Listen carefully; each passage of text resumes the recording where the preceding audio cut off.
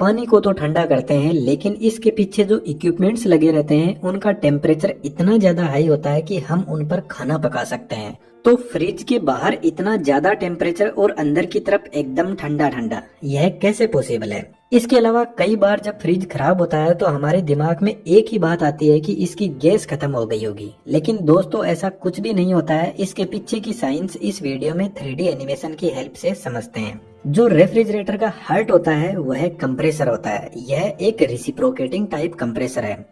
इसके अंदर एक सिंगल फेज इंडक्शन मोटर होती है। जब यह मोटर रोटेट करती है तो इससे जुड़ा हुआ पिस्टन कुछ इस तरीके से मूव करता है और यहाँ पर जो गैस होती है उसको कंप्रेस करके पंप करने का काम करता है। इन कंपोनेंट्स की वर्किंग रेफ्रिजरेटर की बॉडी को थोड़ा सा साइड में रखकर अच्छे से समझते हैं। कंप्रेसर एकदम पैक होता है क्योंकि इसके अंदर एक गैस भरी जाती है जिसका नाम है फ्रीऑन R134a, जो आजकल कॉमनली यूज होती है, और मोटर और कंप्रेसर दोनों मिलकर इस गैस को पंप करने का काम करते हैं। जब कंप्रेसर इस गैस को कंप्रेस करता है तो इसका टेम्परेचर 90 डिग्री सेंटीग्रेड तक इंक्रीज कर देता है और प्रेशर 8 बार तक बढ़ा देता है, और इस गैस को हम रेफ्रिजरेंट भी बोलते हैं। अब यह टेम्परेचर और प्रेशर बहुत ज्यादा है तो इसको हमें डाउन करने की जरूरत है। इसलिए इस हाई टेम्परेचर और प्रेशर वाले रेफ्रिजरेंट को कंडेंसर यूनिट के पास में भेजा जाता है, जो रेफ्रिजरेटर के पीछे लगी हुई कुछ ऐसी ट्यूब होती है जो हमें आसानी से दिखाई दे जाती है। और इस ट्यूब से जब हाई टेम्परेचर वाला रेफ्रिजरेंट फ्लो करता है तो बाहर के एनवायरनमेंट से हीट एक्सचेंज करने लग जाता है, क्योंकि कंडेंसर कोयल का टेम्परेचर बहुत ज्यादा होता है और एनवायरनमेंट का टेम्परेचर बहुत कम, तो रेफ्रिजरेंट धीरे धीरे कूल होने लगता है। कंडेंसर के ऊपर कुछ इस तरीके के सपोर्टिंग वायर लगे रहते हैं जो कंडेंसर को सपोर्ट भी करते हैं और रेफ्रिजरेंट को कूल करने में भी हेल्प करते हैं। क्योंकि यह कंडेंसर ट्यूब से टच रहते हैं तो कंडेंसर ट्यूब का टेम्परेचर कुछ इनमें ट्रांसफर हो जाता है और इन्वायरमेंट से यह हीट को एक्सचेंज करके रेफ्रिजरेंट को ठंडा करने में हेल्प करते हैं। जब रेफ्रिजरेंट इतना लंबा रास्ता तय करके कंडेंसर कोयल से बाहर निकलता है तो इसका टेम्परेचर 45 डिग्री सेंटीग्रेड तक रिड्यूस हो जाता है, और जब टेम्परेचर डाउन आता है तो गैस लिक्विड में बदलने लग जाती है। इसको थोड़ा आसानी से समझे तो जब हम पानी को गर्म करते हैं तो वह वेपर में बदल जाता है, और जब उनको ठंडा करते हैं तो वापस लिक्विड में बदलने लग जाता है। तो ठीक ऐसा ही इस गैस के साथ में होता है।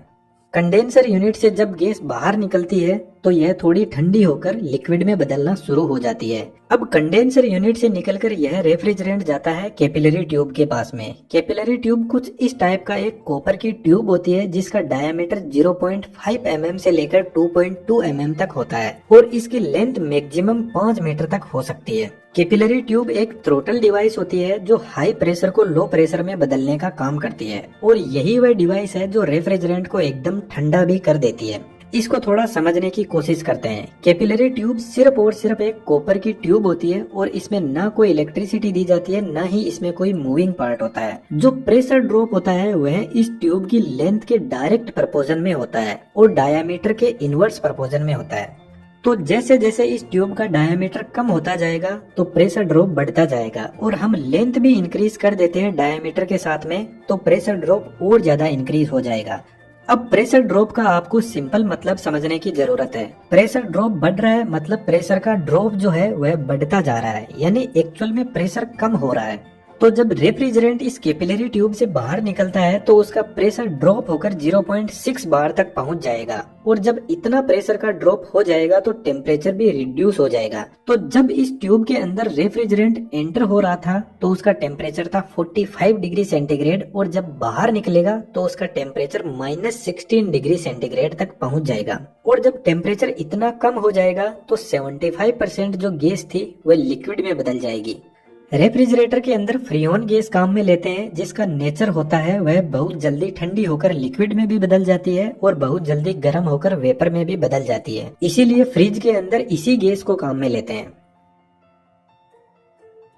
दोस्तों आज मैं आपको एक बहुत बेहतरीन चीज दिखाता हूँ। यह फीवर वेबसाइट है। यहाँ पर मैंने 3D आर्टिस्ट को सर्च किया है और यह कोई आर्टिस्ट है जो सिर्फ 3D एनिमेशन का मॉडल डिजाइन करके एनिमेशन करने का 25,000 रुपए चार्ज करता है। और इस वेबसाइट पर आपको खुद को जाकर देखना है। और यह वेबसाइट तो सिर्फ एक एग्जाम्पल है, इसके अलावा ढेरों ऐसे फील्ड है जहाँ पर एनिमेटर्स की भरपूर डिमांड पड़ी है। जब 3D एनिमेशन का इतना जबरदस्त फ्यूचर है इंडियन इंडस्ट्री में, तो आप किस चीज का वेट कर रहे हो? आप लाइव अड्डा को ही देख लो। जैसे ही हमने 3D एनिमेशन शुरू किया, अपने चैनल की ग्रोथ एकदम से बढ़ गई। और मैं चाहता हूं कि लाइव अड्डा के साथ में आप भी ग्रो करो। और एक बेसिक से एक्सपर्ट बनने की अप्रोच को ध्यान में रखते हुए हमने बेहतरीन 3D एनिमेशन का कोर्स डिजाइन किया है। हमारा मकसद है आपको सिखाना, इसलिए हमने इस कोर्स की एकदम बेसिक फी रखी है जो आपके 3 महीने के फोन रिचार्ज के बराबर ही है। दोस्तों हम हाथ बढ़ा रहे हैं, आप शुरुआत तो कीजिए अपने फ्यूचर को बेहतर बनाने की। वीडियो को पूरा देखने के बाद में डिस्क्रिप्शन में वेबसाइट का लिंक दिया हुआ है, वहाँ से कोर्स ज्वाइन कर सकते हो। अब टॉपिक पर वापस आते हैं। कैपिलरी ट्यूब के आगे लगा रहता है स्ट्रेनर, जो एक फिल्टर का काम करता है और रेफ्रिजरेंट को एकदम प्योर फॉर्म में आगे भेजता है ताकि आगे कोई ट्यूब में ब्लॉक ना आ जाए। स्ट्रेनर से निकला हुआ रेफ्रिजरेंट पहुंचता है इवेपोरेटर कोइल के पास में। और इवेपोरेटर कोइल भी एक ट्यूब ही होती है और यह रेफ्रिजरेटर का जो बॉक्स होता है उसके अंदर की तरफ होती है। सिर्फ यही कोइल है जो रेफ्रिजरेटर की बॉडी में सेट रहती है, बाकी पूरा मैकेनिज्म बाहर ही रहता है। रेफ्रिजरेटर में जो सबसे ऊपर का बॉक्स होता है जिसको हम फ्रीजर बोलते हैं, वहाँ पर यह कोइल लगी रहती है और इसका इफेक्ट सबसे ज्यादा फ्रीजर में ही होता है। इसलिए इस बॉक्स में बर्फ आसानी से जम जाती है क्योंकि इस कोइल के अंदर एक बहुत ज्यादा ठंडा लिक्विड रेफ्रिजरेंट फ्लो कर रहा है। तो फ्रिज के अंदर जब हम कोई वेजिटेबल या फ्रूट रखते हैं तो उसकी गर्मी को इस कोइल में चल रहा रेफ्रिजरेंट एक्सचेंज कर लेता है, अपनी ठंड को वेजिटेबल को दे देता है और गर्मी को अपने पास में लेकर आगे निकल जाता है।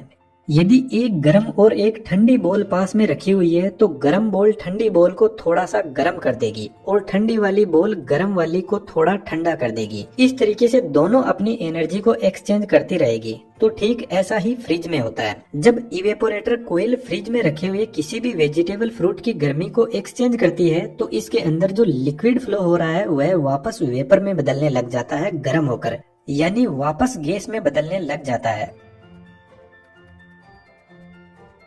और जब यह गैस इवेपोरेटर कोइल से बाहर निकलती है तो वापस फिर से इसको कंप्रेसर के पास में भेजा जाता है। लेकिन यहाँ पर एक बहुत बड़ी प्रॉब्लम आती है। जब रेफ्रिजरेंट इवेपोरेटर कोइल से बाहर निकलता है तो वह पूरा गैस में नहीं बदल पाता है, क्योंकि कई बार होता है कि फ्रिज में कुछ रखा हुआ ही नहीं है तो रेफ्रिजरेंट किससे हीट को एक्सचेंज करेगा। और जो कंप्रेसर यूनिट होती है उसमें यदि रेफ्रिजरेंट एक भी बूंद लिक्विड फॉर्म में चला गया तो उसमें तो मोटर होती है और मोटर खराब हो जाएगी और फिर पूरा कंप्रेसर बदलना पड़ेगा, क्योंकि इसको खोलकर ठीक नहीं किया जा सकता। इसलिए कंप्रेसर के पास में एक्यूमुलेटर को सेट किया जाता है जो इवेपोरेटर कोइल से आ रहे लिक्विड को पूरी तरीके से गैस में बदल देता है और लिक्विड को अपने पास में रोक लेता है और फिर कंप्रेसर के पास में रेफ्रिजरेंट को सिर्फ और सिर्फ गैस फॉर्म में ही भेजेगा। उसके बाद में फिर से वही प्रोसेस चलती है। तो रेफ्रिजरेटर का जो सिस्टम होता है वह क्लोज लूप में काम करता है। यदि कोई लीकेज हो जाए तो ही रेफ्रिजरेटर की गैस खत्म हो सकती है, अदरवाइज इसकी गैस लाइफ टाइम तक चलती है।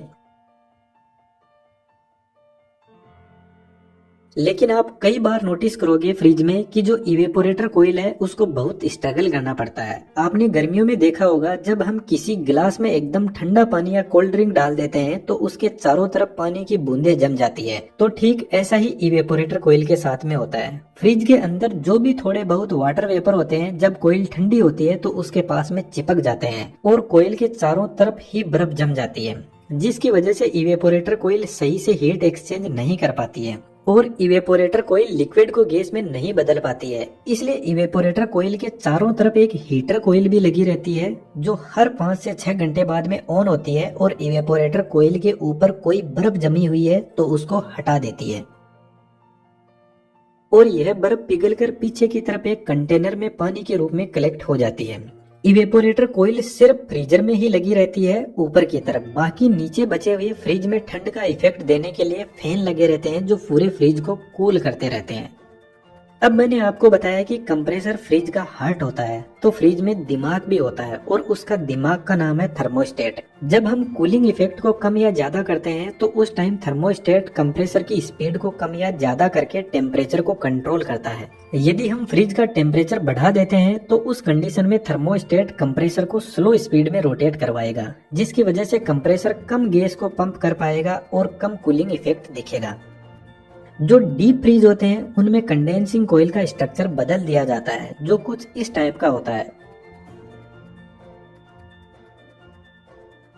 और उसमें एक फैन लगा रहता है जो कंडेंसिंग कोयल की गर्मी को बाहर निकालने का काम करता है।